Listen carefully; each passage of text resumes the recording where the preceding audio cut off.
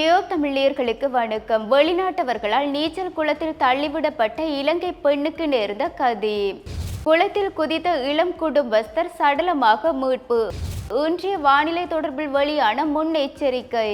களுத்துறை வாவியில் உள்ள 5 நட்சத்திர ஹோட்டலில் பணியாற்றும் பெண் ஊழியர் ஒருவரை வெளிநாட்டவர்களை சேர்ந்த சிலர் நீச்சல் தடாகத்தில் தள்ளிவிட்டதன் காரணமாக அவர் நோய்வாய்ப்பட்டிருப்பதாக தெரிவிக்கப்பட்டுள்ளது. இந்த சம்பவம் தொடர்பில் மேலும் தெரிவிக்கையில், கடந்த 19ஆம் திகதி அன்று வெளிநாட்டவர்களை சேர்ந்த, அதாவது போலந்து நாட்டை சேர்ந்தவர்கள் சிலர் அந்த விடுதிக்கு சென்றதாகவும், மேலும் அங்கு பணியாற்றிய இலங்கை பெண்ணை அவர்கள் நீச்சல் தடாகத்தில் தள்ளிவிட்டதாகவும், இதன் காரணமாக குறித்த பெண்ணுடைய உடலில் எலும்பு முறிவுகள் மற்றும் சுவாசிப்பதில் சிரமம் ஏற்பட்டதாகவும் வைத்தியசாலையில் சிகிச்சை பெற்றதாகவும் தெரிவிக்கப்பட்டுள்ளது. இந்த சம்பவம் தொடர்பில் பாதிக்கப்பட்ட பெண் மேலும் தெரிவிக்கையில், தான் குறித்த விடுதியில் பணியாற்றுபவர் என்று, மேலும் போலந்து நாட்டவர்களை சேர்ந்த சிலர் இந்த விடுதிக்கு வருகை தந்து நீச்சல் தடாகத்தை பயன்படுத்திய வேளை அவர்கள் மதுபோதையில் இருந்ததாகவும், இதன் காரணமாக குறித்த பெண் இங்கு நிற்க வேண்டாம் என்று அவர்களை கூறிய பொழுதே அவர்கள் கோபப்பட்டு தன்னை இவ்வாறு இந்த நீச்சல் தடாகத்திற்குள் தள்ளிவிட்டதாக தெரிவித்துள்ளார். இந்த சம்பவம் தொடர்பில் வெளிநாட்டை சேர்ந்தவர்கள் நாட்டிற்கு அனுப்பி வைக்கப்பட்டதாகவும், இது தொடர்பான மேலதிக விசாரணைகளை காவல்துறையினர் முன்னெடுத்ததாகவும் தெரிவிக்கப்பட்டுள்ளது. இன்னும் பாதிக்கப்பட்ட பெண் வைத்தியசாலையில் சிகிச்சை பெற்று வருவதாகவும் தெரிவிக்கப்பட்டுள்ளது.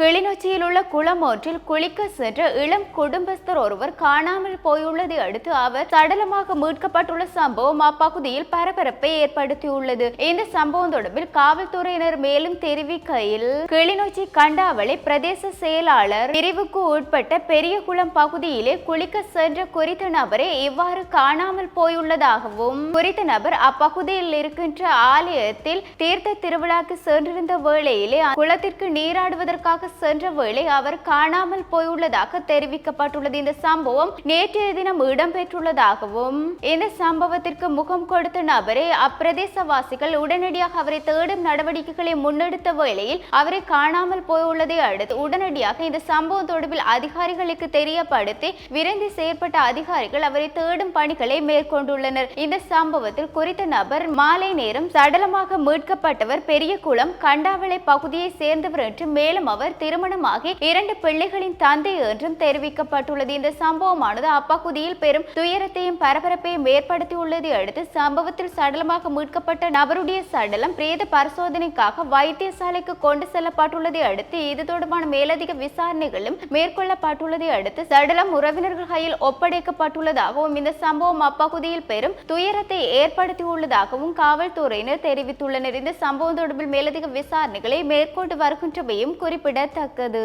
நாட்டில் பல பகுதிகளில் மாலையோ அல்லது இரவு வேளைகளிலோ மழை பெய்வதற்கான சாத்தியம் நிலவுவதாக வளிமண்டலவியல் திணைக்களம் இன்றைய தினம் வெளியிட்டுள்ள அறிக்கையில் தெரியப்படுத்தியுள்ளது.